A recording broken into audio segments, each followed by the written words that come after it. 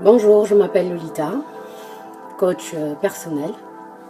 Je vais enlever mes lunettes pour mieux me faire entendre et comprendre. C'est aussi un signe de respect. Pour les gens, quand on leur parle, il faudrait les regarder droit dans les yeux. Alors, je vais revenir sur mes présentations. Je suis Lolita Issali et je propose un coaching personnel par correspondance sur ma page. Ça va être la première vidéo. Aujourd'hui, j'ai ramené un sujet assez particulier, des problèmes que nous rencontrons tous les jours dans la vie courante. Donc, je vais essayer de développer plus rapidement possible pour ne pas trop en rester. Voilà. Donc voilà. Il y a une femme que j'apprécie beaucoup, qui est très connue, qui est très célèbre. C'est l'une des femmes, l'une des premières femmes noires à avoir obtenu un Oscar. Elle s'appelle Viola Davis. Elle a donné un conseil de couple en disant que le mariage ne commence pas à partir du moment où tu dis oui, je le veux, mais plutôt quand tu regardes ton époux ou ton épouse et que tu as envie de le tuer. Oui, dit comme ça, certains vont se dire, mais c'est une psychopathe. Non, mais c'est pas possible. Comment elle peut dire ça? Bah oui, évidemment. Après réflexion, parce que chez nous on dit il faut apprendre à tourner 7 fois la langue avant de parler. Je crois que c'est une femme qui a beaucoup réfléchi et je la rejoins. Pourquoi? Parce qu'à partir du moment où on décide de vivre ensemble, il faudrait déjà savoir qu'à la base, chacun a sa façon de voir les choses, chacun a son projet. À partir du moment où vous décidez de fusionner cela pour faire qu'une seule route ensemble, vous allez devoir faire quelques sacrifices. Car on se met ensemble pour le meilleur et pour le pire. Cela va de soi pour les couples, pour les mariages, ou encore, ne fût-ce que si c'est ton petit ami ou ta petite amie. Sachez que tout le monde est tenté. On se sent meilleur quand on se surpasse. Quand on fait nos choix, on ne les regrette pas. Alors, au début, quand on vient, chacun joue son grand jeu, chacun joue son Brad Pitt, chacun joue son Angelina Jolie, tout ça pour plaire. Mais après, chacun a un fond de caractère qui peut ou ne pas plaire à l'autre. Il faut savoir supporter. Je ne dis pas ça, je n'incite pas la soumission ou quoi que ce soit, non. Quand tu as fait ton choix, il faut savoir l'accepter. De nos jours, j'ai constaté que le mariage, cette culture du mariage qui est sacrée depuis des décennies, depuis des années, se banalise de plus en plus. Ça devient même quelque chose que les gens ne veulent pas. Sûrement à cause des vécus, parce que chacun son vécu. Sûrement à cause d'un passé, sûrement à cause d'un traumatisme, sûrement à... Il ne faut pas avoir peur de l'engagement. Comment faire pour réussir sans couple? Déjà, faites le bon choix. Une fois que vous avez trouvé votre choix, il faut mettre en pratique ce que moi j'appelle la clé de la réussite dans un couple. Il faut la communication, la compréhension, l'honnêteté, mais surtout la confiance. Sachez que personne n'est parfait. Je vais revenir sur le sujet de Viola Davis. Quand elle dit que ton mariage commencera à partir du moment où tu vois ton conjoint ou ta conjointe et que tu as envie de la tuer, elle ne te demande pas ou elle ne parle pas de la tuer physiquement, ou voilà, c'est ce que tu peux ressentir. Et c'est à partir de là qu'au fait, oui, que ton mariage pourrait commencer, que ton couple pourrait commencer. Pourquoi? Parce que tu dois te prouver à toi-même que tu es capable de te surpasser, que tu es capable d'arranger les problèmes, que tu es capable de vivre pleinement ton couple. Et le couple, ce n'est pas que des moments de joie. C'est vrai qu'il y a beaucoup de moments de joie. Le couple, ce n'est pas le paradis, mais vous pouvez en faire votre paradis. Vous voyez ce que je veux dire?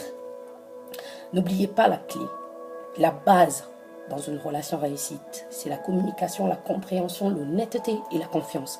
Il est important d'avoir confiance en une personne avec qui on souhaite passer sa vie, ou tout simplement qui est votre petite amie, votre chérie. C'est normal. Si tu n'as pas confiance en lui ou qu'elle n'a pas confiance en toi, je ne crois pas que cela ira bien plus loin. Je ne suis pas ici en train de plaider pour les gens qui veulent tout simplement s'amuser. Pardon. Je suis ici pour plaider pour les gens, pour conseiller des gens qui souhaitent s'engager, mais qui ont des freins, qui se sont mis des blocages par rapport au vécu, par rapport à leur propre expérience. À cause d'un passé qui s'est mal terminé, la personne a peur de s'engager à nouveau. Non, il ne faut pas avoir peur de s'engager à nouveau. Pose-toi des bonnes questions. Pourquoi ça n'a pas marché avec mon ex-copain, avec mon ex-mari? Pourquoi ça n'a pas marché? Et c'est ça qu'il faut améliorer pour que le prochain soit peut-être le dernier. Dans n'importe quelle relation, qu'elle soit amicale, amoureuse, familiale, il faut savoir écouter, pardonner et surtout passer à autre chose. Restez pas trop longtemps sur des choses, parce que surtout nous les filles, alors là, laissez tomber, c'est encore pire. On a parlé du même sujet hier qui a été résolu, je te le répète encore, deux semaines après, ou 2 jours après, voire 1 semaine après. Dites-moi, comment allons-nous avancer si nous restons sur les mêmes choses? C'est pour ça que l'écoute ne suffit pas tout simplement d'écouter, mais de comprendre ce que veut dire la personne. Il est impératif de mettre l'une des clés, qui est la compréhension. L'honnêteté, il est important d'être honnête. Et si vous voulez qu'une relation marche, arrêtez de faire les Brad Pitt et les Angelina Jolie pour plaire. Soyez vous-même, libérez-vous et soyez vous-même. Car la personne doit t'aimer tel que tu es et pas un imposteur. Je vous conseillerais vivement d'arrêter d'être des imposteurs. Il y a aussi certaines personnes qui ont développé des espèces de blocages dans une relation. Ils font en sorte de ne pas aimer par peur. Non. Aimez.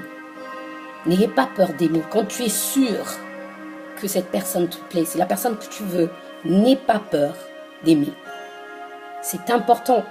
Après, si ça marche, si ça ne marche pas, c'est pas grave. Au moins, tu as donné. Au moins, tu as été toi-même. Voilà. C'est important de faire le bon choix. Pour que, tout simplement, ton amour ne soit pas perdu, qu'il ne soit pas donné en vain, parce qu'il y a certaines personnes qui ne méritent pas. Prenez surtout votre temps de vous connaître. J'ai fait une publication récemment, j'ai dit le mariage, c'est pas une compétition. C'est pas pour prouver au monde, à la famille, à la terre que vous êtes mariés. Attention, attention, attention. Quand on se marie, l'engagement c'est pour toujours. Et pour toujours, c'est bien trop long pour être malheureux. Quand vous êtes dans un couple, arrêtez de vous renfermer dans votre propre coin, de garder des choses pour vous. Soyez vous-même. Parlez, échangez. Essayez de trouver des activités communes. Faites des choses ensemble. Faites de votre copine, conjoint, femme ou mari, votre meilleur ami. C'est un conseil. Par expérience, je vous le dis. C'est important parce que quand le mari ou la femme sera perdu, l'ami sera là pour l'écouter et le remettre sur le bon chemin. Croyez en votre relation. Quand vous êtes sûr que c'est la bonne personne, croyez-y. C'est important de croire. Vous serez tenté, mais il est important de se souvenir de vos vœux, de se souvenir de ce que vous êtes dit, de faire un pas, de pardonner et de passer à autre chose. Il faut éviter la dictature dans une relation. Donnez des ordres. Vous n'êtes pas monsieur le commandant, évidemment. Même si ce que l'autre fait ne vous plaît pas forcément, apprenez à écouter, pas seulement pour l'écouter, je répète, mais pour comprendre. Il faut écouter pour comprendre. La dictature n'est pas la solution. Parce que si tu fais la dictature dans l'incompréhension, ça ne fera qu'aggraver et empirer la situation. Sachez que se mettre en couple ensemble, c'est comme un défi. Quand on dit pour le meilleur, c'est quand vous aurez à passer des bons moments, des bons souvenirs, quand vous ferez des bonnes choses, des grandes choses.